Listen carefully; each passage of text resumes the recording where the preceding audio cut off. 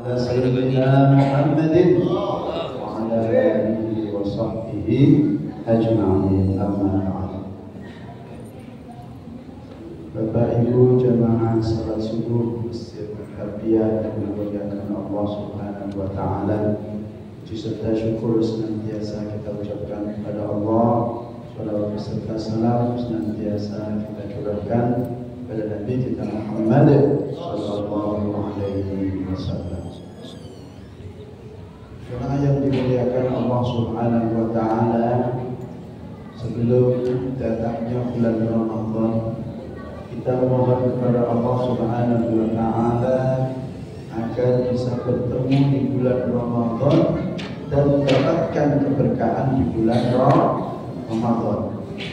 Barik lana bi Rajab wa Sya'ban wa balighna Ramadan. Artinya sampaikanlah dan berkahilah kami di bulan Ramadan.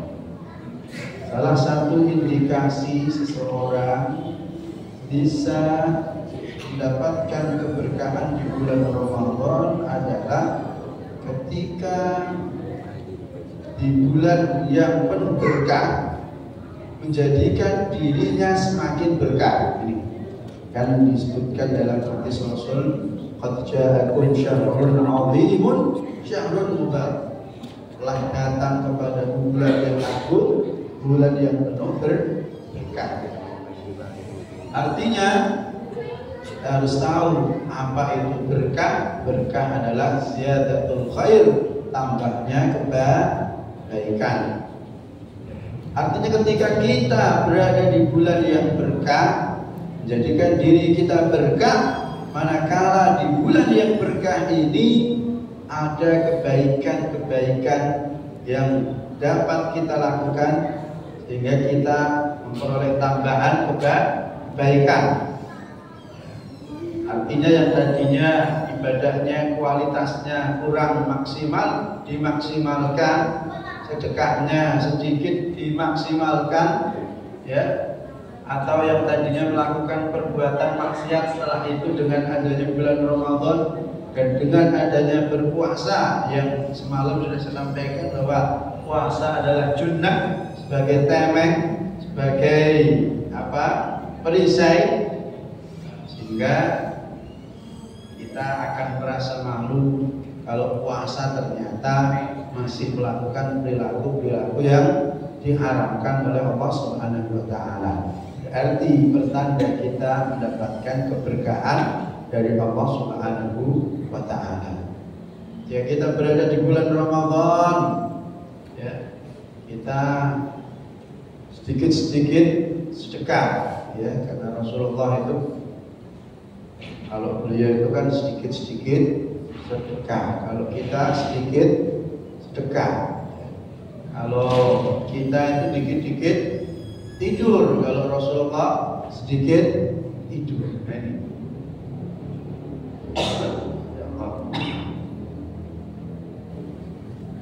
Jadi ketika kita tergerak hati kita di bulan Ramadan ini dan mengisi bulan Ramadan dengan penuh kebaikan, maka bertanda kita mendapatkan keberkahan di bulan Ramadan. Yang paling penting agar kita benar-benar dipastikan mendapatkan keberkahan dari Allah Subhanahu wa taala adalah ketika kita mendapatkan keberkahan malam Lailatul Qadar. Inna anzalnahu fi lailatin mubarakah. Sungguhnya telah kami turunkan, ya, Al-Qur'an di malam yang penuh berkah. Di antara keterangan di sini tafsirnya adalah, yang dimaksud di sini adalah Lailatul Qadar.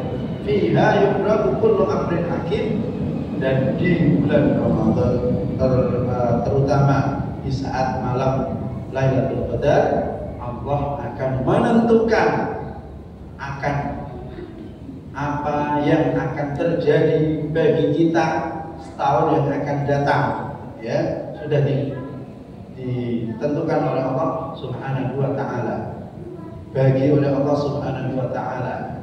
Di antaranya kaitannya dengan arzak, tentang rezeki-rezeki, wal ajal, dan ajal kita. Ini juga ditentukan selama setahun. Dan alangkah indahnya di saat malam penentuan itu kita sedang melakukan ibadah, mendekatkan diri kita kepada Allah Subhanahu wa taala, sehingga di saat penentuan itu karena kita dekat dengan Allah, maka Allah akan memberikan ketentuannya yang baik-baik bagi kita semuanya. Amin ya rabbal alamin. Karena kan dalam Al-Qur'an, "Fadkuruni adzkurkum washkuruli wala takfur." Kalau kalian mengingatku kata Allah, adzkurkum, maka Allah akan mengingat kita dalam arti Allah akan menolong kita, Allah akan memberikan bantuan kepada kita. Nah, di situ saat penentuan kita melakukan kebaikan, maka dengan demikian semoga Allah menentukan yang baik bagi kita semuanya. Amin ya rabbal alamin. Maka untuk itu malam kita beriktikaf dan 10 hari yang terakhir kita berupaya untuk menjemput Lailatul Qadar. Ini adalah sudah benar. Dan memang Rasulullah SAW orang yang sudah dijamin oleh Allah masuk surga, dosanya dijamin oleh Allah, sudah diampuni oleh Allah Subhanahu wa taala. Namun faktanya beliau walaupun sudah dijamin surga, beliau tetap menghabiskan waktunya di 10 hari yang terakhir untuk beriktikaf dalam rangka mencari malam Lailatul. Sudah kita maklumi bersama bahwa Lailatul Qadri khairum min alfi syahr. Lailatul Qadar itu lebih baik daripada 1000 bulan. Ini adalah kado spesial yang Allah berikan kepada umat Rasulullah SAW agar umat Rasulullah ini bisa mengimbangi umat-umat sebelumnya yang umurnya panjang. Ya, kita tahu umat Rasulullah disebutkan oleh Rasulullah baina sittin wa sab'in, antara 60 dan 70. Orang dari situ banyak yang sudah meninggal dunia. Tetapi ketika antara umur yang sedikit ini kita maksimalkan, setiap tahun kita mendapatkan Lailatul Qadar, maka kita akan bisa melebihi dari umat-umat sebelum Rasulullah yang umurnya sampai ribuan tahun. Maka tidak heran kalau Rasulullah menyebutkan 2/3 dari penduduk surga adalah umat Rasulullah SAW. Semoga termasuk kita semuanya. Amin ya rabbal alamin.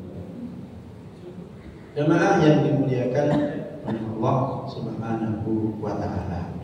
Jadi upaya-upaya ini penting untuk kita lakukan agar kita benar-benar mendapatkan malam Lailatul Qadar.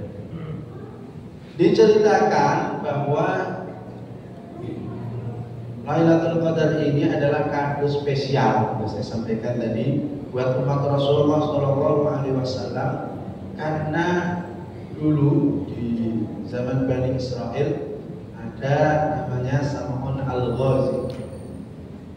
Diriwayatkan bahwa selama 1000 bulan beliau ini kerjaannya adalah beribadah kepada Allah di malam harinya, dan di siang harinya senantiasa berjihad fisabilillah untuk menegakkan kalimat tauhid, untuk mengajarkan akidah, mengesahkan Allah Subhanahu wa taala dan menyembah kepada Allah Subhanahu wa taala. Sehingga umurnya beliau kan panjang. Kalau kita enggak mendapatkan malam Lailatul Qadar, susah untuk bisa menandingi apa yang didapatkan oleh Sam'un al-Ghazi. Tetapi Allah Maha Penyayang, Allah Maha Pengasih, dan salah satu nikmatnya dan kasih sayangnya kita diberikan malam Lailatul Qadar. Yang Lailatul Qadri khairun min alfi syahr. Itu malam lebih baik daripada 1000 bulan. Nah, untuk itu trik yang paling mudah menurut saya ya, dan insya Allah ini benar. Yang paling mudah untuk mendapatkan Lailatul Qadar adalah jaga sholat isya berjamaah dan sholat subuh berjamaah. Disebutkan dalam hadis Rasulullah SAW, beliau menyebutkan sholat isya di jamaatin maka annama qoma nisfal lail. Wa man shalla subha bi jama'atin fa ka'annama qama kullal lail. Yang artinya siapa saja yang melaksanakan sholat isya berjamaah maka seakan-akan dia menghabiskan separuh malamnya dengan beribadah mendekatkan diri kepada Allah Subhanahu wa ta'ala. Dan siapa saja yang melaksanakan sholat subuh berjamaah maka seakan-akan dia akan memiliki keutamaan seperti menghabiskan seluruh malamnya dengan beribadah kepada Allah Subhanahu wa ta'ala walaupun faktanya tidur ya. Maka usahakan tahap awal untuk meraih Lailatul Qadar kita jaga sholat isya dan subuh berjamaah. Malamnya jangan kita kan sudah seakan-akan bersama kita malamnya nggak mau tahajud, nggak mau itikaf, ini keliru ya. Kan seakan-akan. Jadi walaupun fadilahnya seperti itu, tapi ketika kita benar-benar tahajud, itikaf, maka tentu pahalanya lebih banyak lagi daripada hanya sekedar sholat isya dan sholat subuh berjamaah. Jamaah yang dimuliakan oleh Allah Subhanahu wa ta'ala. Saya yakin ini dari malam biasanya kan Rasulullah menyuruh pada kita ya, memang 10 hari yang terakhir. Dan juga yang di hari yang ganjil kemarin waktu malam 25 ya, sering juga sih 25 ada Lailatul Qadar, tapi lebih sering lagi di malam ke 22 ke 29 ya. Dan kalau saya lihat kemarin pas saya keluar, wah ini anginnya masih kencang ini ya. Katanya kan diriwayatkan salah satu tanda ya Lailatul Qadar kan semuanya bersujud bertasbih kepada Allah Subhanahu wa ta'ala sehingga kondisi malamnya itu benar-benar syahdu, benar-benar bagus, dan angin-angin pun juga nggak kencang begitu. Di pagi harinya juga tidak terlalu panas ya. Dan nah itulah ciri-cirinya seperti itu. Jadi ada masih kesempatan bagi kita untuk memperbaiki ya nasib kita selama setahun dengan kita meraih malam Lailatul Qadar agar kita bisa mendapatkan keberkahan dari Allah Subhanahu wa ta'ala. Amin ya rabbal alamin.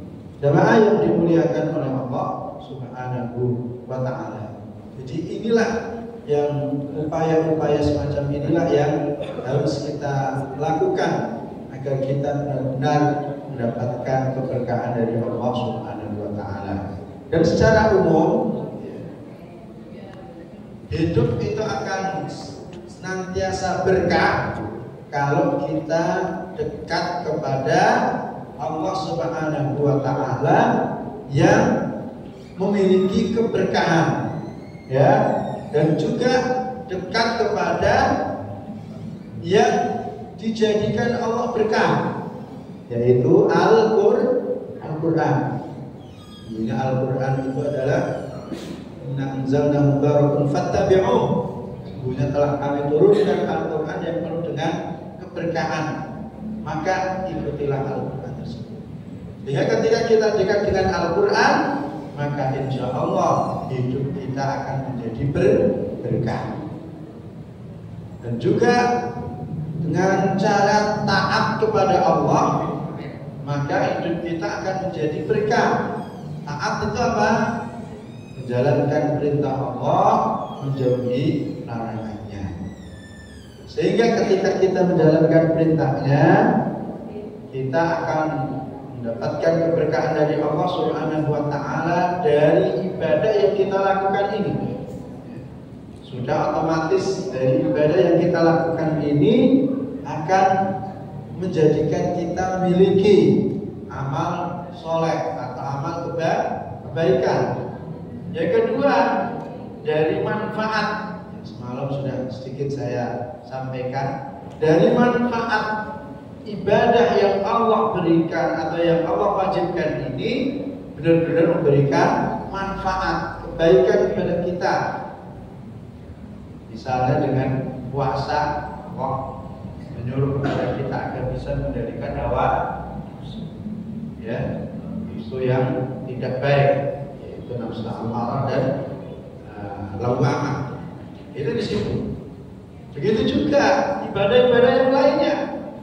Sholat ketika kita lakukan, maka sholat ini pertama ketika kita lakukan berarti kan kita sudah melakukan amal kebaikan, tambah kebaikan, kan? Berarti poin satu untuk mendapatkan keberkahan sudah kita dapatkan cirinya. Yang kedua, kita akan bisa lebih mendapatkan keberkahan kalau kita benar-benar bisa memfungsikan sholat yang Allah wajibkan kepada kita. Antaranya sholat yang kita lakukan ini juga hakikatnya bukan hanya sekedar ibadah makhdhu atau ritual biasa saja yang hanya pokoknya rutinitas, tidak, tetapi sholat yang benar, sholat yang bertanda diterima oleh Allah Subhanahu wa Ta'ala. Ketika sholat yang kita lakukan itu adalah inna sholata tanha anil fahsya'i wal munkar. Sholat itu mencegah dari perbuatan keji dan munkar. Kok bisa? Itu sholat kan disuruh untuk kita pertama harus legowo. Kenapa harus legowo? Siapapun orangnya, apapun pangkatnya, kalau dia datangnya belakangan ya harus di belakang, betul nggak? Walaupun dia secara keduniaannya miskin, nggak punya pangkat, tapi ketika dia datang duluan, maka harus di depan. Itu adalah salah satu harus legowo seperti itu. Belum lagi namanya dengan sholat melatih kejujuran, betul nggak? Kita sholat subuh berani kurangin lagi nggak? Subuh kan udah ngantuk, kurangin lagi jadi 1, berani nggak? Nggak berani, tetap jadi 2. Zuhur apalagi lagi puasa nih capek, udahlah kita jadikan 2 saja. Berani nggak? Enggak. Kenapa nggak kita lakukan? Karena puasa melatih kita untuk senantiasa jujur. Masuk diantaranya adalah puasa sebenarnya, melatih kita untuk benar-benar jujur. Seandainya kita nggak puasa, padahal kita sudah lapar, haus di siang hari, kita nggak lakukan, tidak minum, tidak makan. Kenapa? Ini tetap kita jalani karena kita diuji oleh Allah akan kejujuran dan mengendalikan hawa nafsu kita. Jemaah yang dimuliakan oleh Allah Subhanahu wa Ta'ala.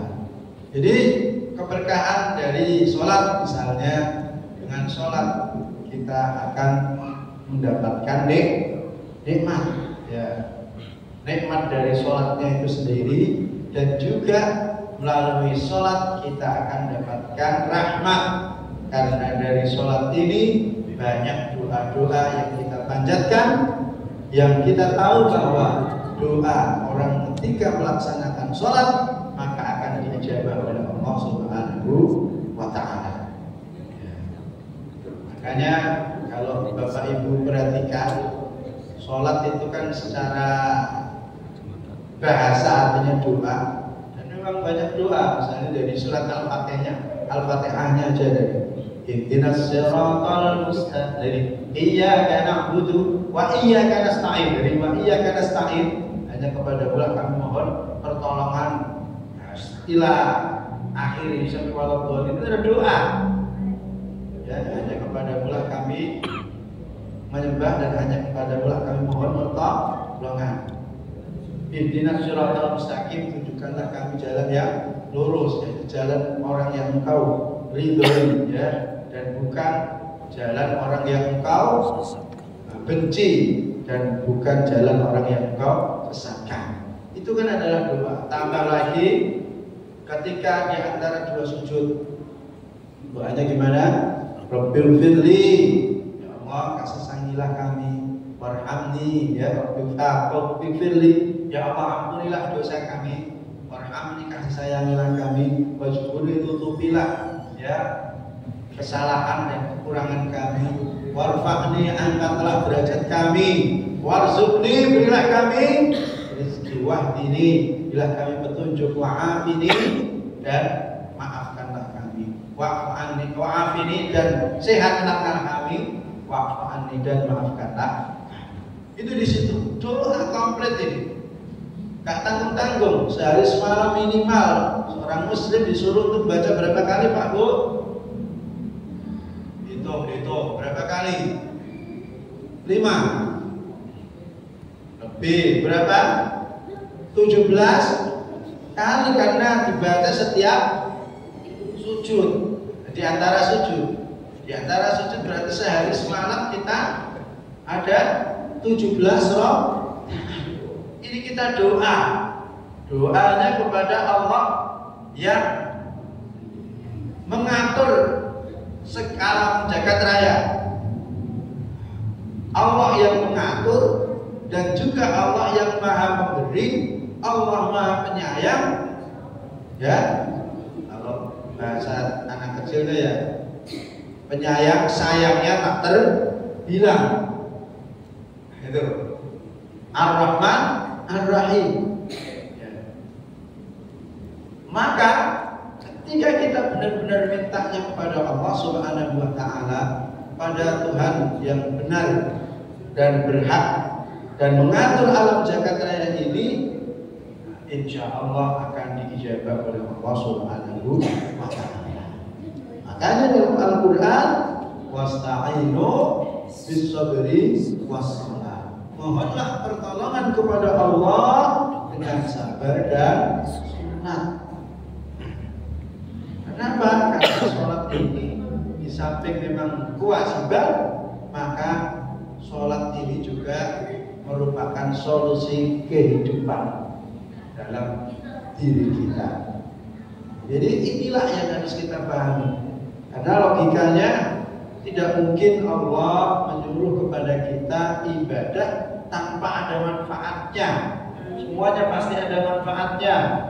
Rabbana ma khalaqta hadza, apa yang Allah ciptakan, Allah perintahkan, tidak ada yang sia-sia, pasti ada manfaat. Itu di situ.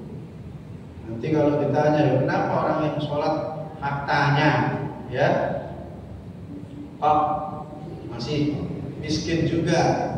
Kembali lagi, yang kita cari itu kebahagiaan atau yang lainnya, ya. Yang diperintahkan oleh Allah untuk kita raih itu adalah kebahagiaan, bukan harta yang banyak. Harta yang banyak kalau menyebabkan kita lalai dan lupa, alhaakumut takasur, ya, itu bahaya. Tapi yang kita kejar itu adalah bagaimana agar kita mendapatkan kebahagiaan. Memang idealnya ya kita sepertinya seperti Abdurrahman bin Auf, ya, duitnya banyak, dan dari duit yang banyak itu kita gunakan untuk hal yang bermanfaat. Itu seperti itu. Tetapi kalau seandainya kita nggak mendapatkan itu semuanya ya nggak masalah. Karena ada sifat Allah yang maha bijaksana dan Allah maha tahu. Yang penting kita itu adalah bagaimana agar apa yang kita lakukan ini bisa bernilai ibadah. Ya, penting ini agar bisa meraih keberkahan dari Allah, maka seluruh apapun yang kita lakukan harus bernilai ibadah. Bagaimana caranya? Kita harus tahu dari seluruh apa yang kita lakukan ini. Kalau bisa kita cari backupan dalilnya, hadisnya. Ya, misalnya kita makan ini ibadah apa? Ya, kalau makannya di siang hari di bulan Ramadan ya nggak ibadah. Tapi secara umum makan ini ibadah. Kenapa?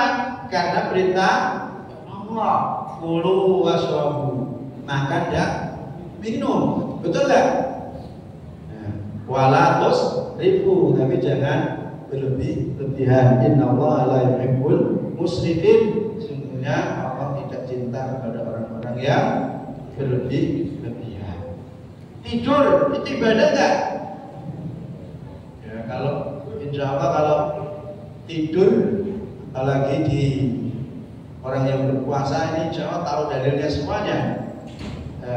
Tidurnya orang yang berpuasa itu adalah beribadah, non shaim ibadah. Kenapa disebut ibadah? Pertama menjalankan perintah Allah. Kalau dalam waja'al laila wan nahara waja'al nahara ma'asya. Wal laila libasa. Malam yang sebagai tidur, ya. Atau siangnya juga ada dalam keterangannya itu Rasulullah menyuruh kepada kita untuk tidur yang namanya qailullah, yaitu tidur diriwayatkan sebelum zuhur atau setelah zuhur. Kalau kita tidurnya seperti ini ngikutin Rasulullah, pahala nggak? Pahala. Ini sih. Apalagi semuanya harus ada backupan dalilnya sehingga semuanya menjadi ibadah bagi siapa? Bagi orang yang beriman. Makanya dulu ada Nasidaria itu, ini ibadah, itu ibadah, di mana-mana ada ibadah, mencari ilmu, mencari nafkah, makan minum tidur di rumah. Bagi yang beriman semua ada ibadah. Kalau anak-anak yang begitu udah nggak tahu ya. Tapi kalau yang seumuran DKM kita ini insya Allah tahu, apalagi di orang ke Semarang itu kan Nasidaria kan sana.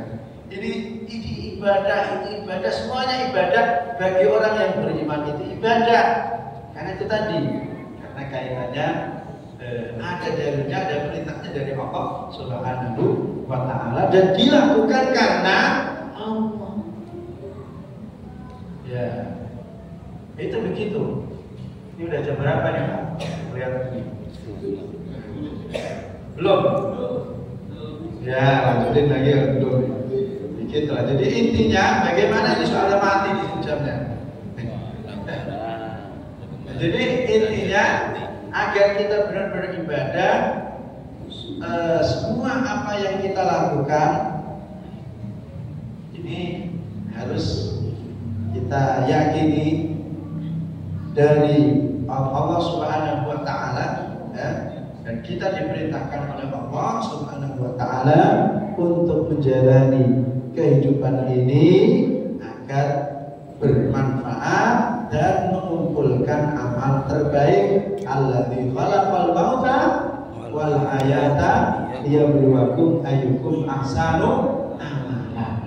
Inilah yang harus kita lakukan. Kalau kita sudah benar-benar bisa melakukan ini, maka jelas inilah seperti apa yang kita nyatakan dan kita harapkan ketika sholat kita di doa iftitah. Gimana Pak? Bu? Inna salati wa nusuki wa mahyaya wa mamati Rabbil alamin. Inna salati, sebelumnya sholatku, inna wa nusuki dan ibadah, mahyaya hidupku dan matiku lillahi rabbil alamin adalah untuk Allah subhanahu wa ta'ala. Ya mungkin kalau sholat ibadah udah jelas. Ini tentang hidup bagaimana? Kita hidup ini bukti bahwa kita yakin bahwa ini adalah pemberian dari Allah yang maha hidup, yang menghidupkan kita.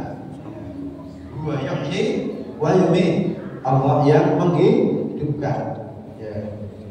Buktinya ketika kita yakin bahwa kita ini hidup ini hanya menunggu ketentuan dari Allah Subhanahu wa ta'ala.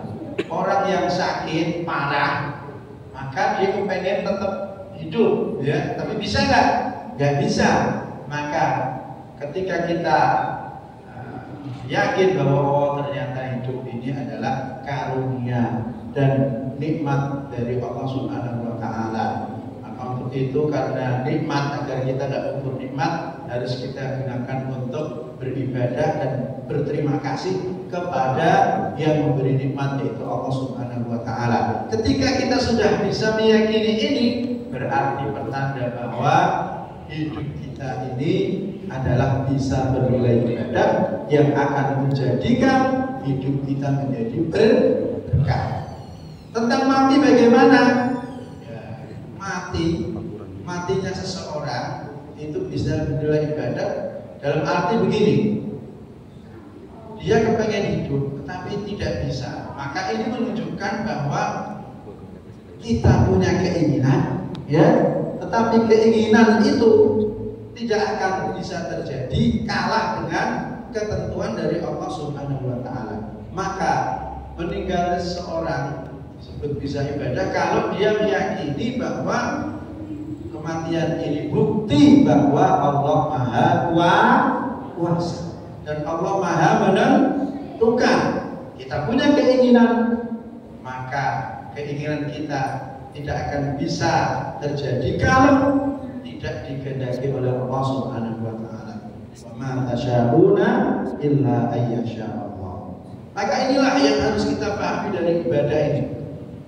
Kalau kita memahami ibadah hanya sifatnya yang makdoh saja, sholat, ya, misalnya cuma sholat, oh itu kan sholat berarti ibadah, yang lainnya kita nggak anggap ibadah, itu kemungkinan untuk bisa menjadikan hidup kita berkah susah, untuk bisa meraih surga susah, karena kan di surga itu kan ada yang namanya yaumul mizan, ya, hari timbangan amal perbuatan kita.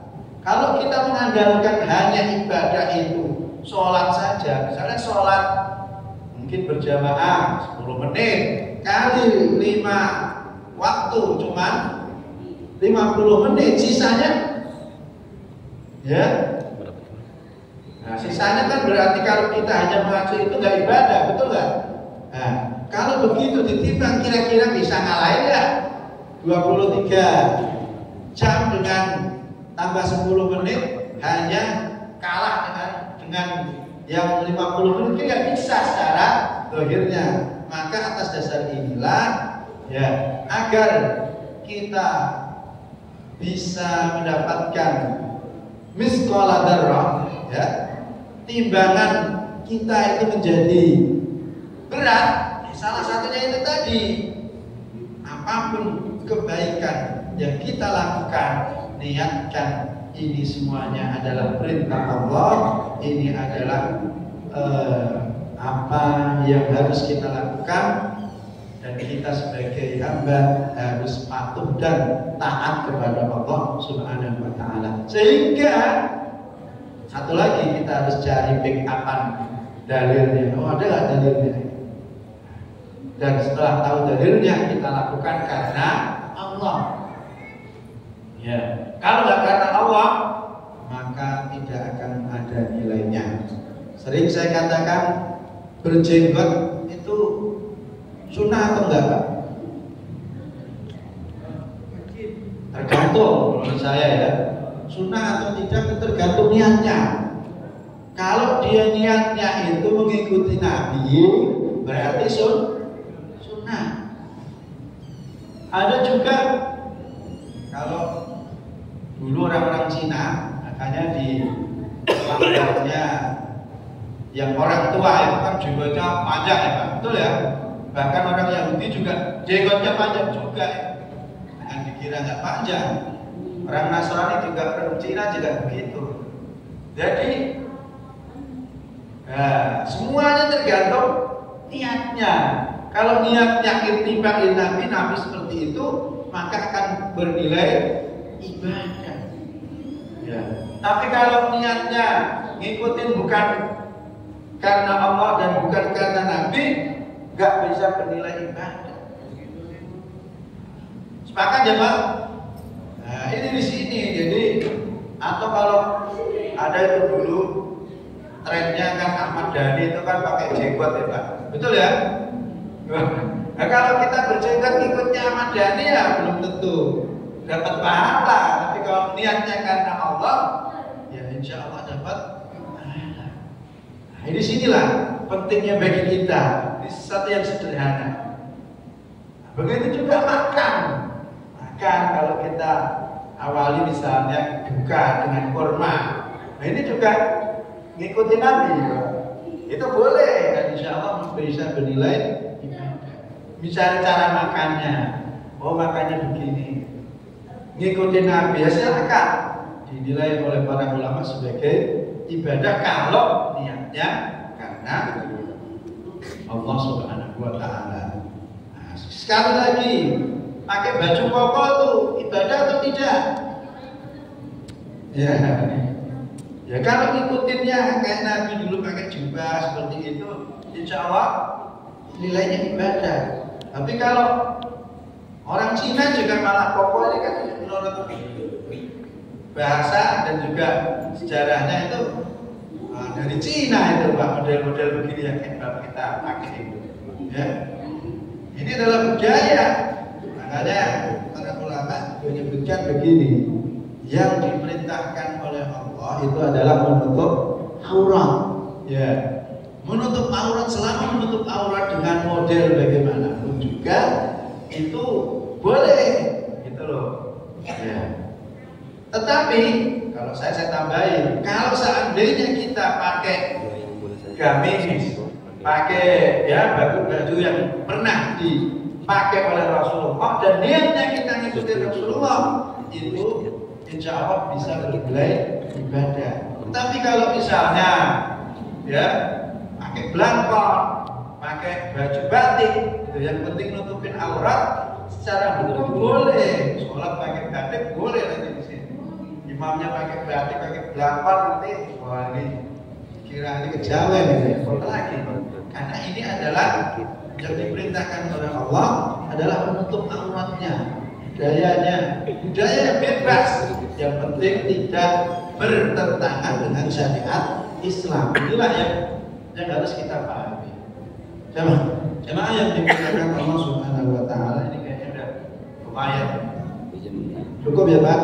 Cukup. Ya, udah kurang lebih biasanya kalau materi ini sudah 45 menit ini. Benar? Ya. Jadi intinya seperti itu. Jadi agar kita bisa bernilai ibadah apa yang kita lakukan, ya, niatkan karena Allah, ya, niatkan ini adalah perintah Allah. Kita carikan backupan dalilnya ada dalam Al-Quran, ada dalam hadis. Kita lihatkan bahwa saya mengikuti Rasulullah, saya mengikuti Allah Subhanahu wa Ta'ala, ya, melakukannya ini karena Allah Subhanahu wa Ta'ala. Maka dengan demikian insya Allah kita bisa merealisasikan wa ma khalaqtul jinna wal insa illa liya'budun. Tidaklah aku ciptakan jin dan manusia kecuali untuk beribadah. Dan dengan demikian insya Allah hidup kita akan berkah. Dan insya Allah dengan demikian doa yang kita panjatkan selama bulan Ramadan pertanda doa kita dikabul oleh Allah Subhanahu wa taala.